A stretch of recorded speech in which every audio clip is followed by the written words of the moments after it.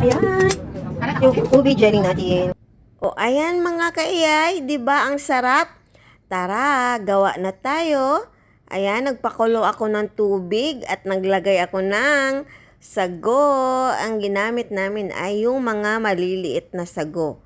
At ito naman yung jelly. Wala kaming mahanap na ubi, ano ba? Basta yon na yon, ubi. Ayun. Kaya ayan, naglagay na lang kami nagpabukas na lang ako ng gatas at yung flavored na ubi. Kaya ayan, binuhos ko na dyan sa may sago kasi naluto na yung sago natin. Kaya binuhos ko na yung gatas na flavored ubi tsaka yung isang condensed milk.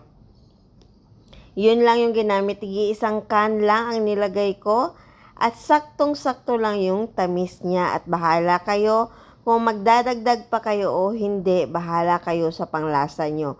Okay? At ayan, binuhos ko na yung jelly na flavored ubi. Ano ba? Ang hirap i-pronounce. My God! Ayan.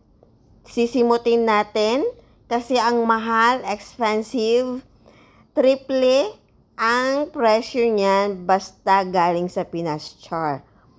At ayan, tinaktak pa ng tinaktak hanggang maubos. Halo-haluin natin para mag-mix.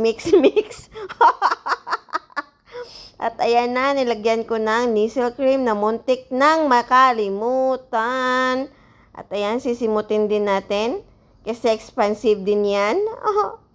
Tapos ayan, habang naggagawa tayo ng ganyan, nagkikinig tayo sa mga chismisan sa likod.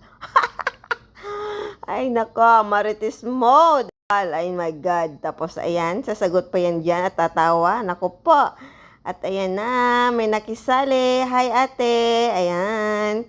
Sarap daw sabi niya. Char. At ayan, i-mix lang natin ng kaunti. At ayan pa yung natirang jelly kanina. At buhos na lang dyan. At ayan na nga, tapos na ang jelly natin. Ganun lang kadali. Yun lang, babo. Share and likes.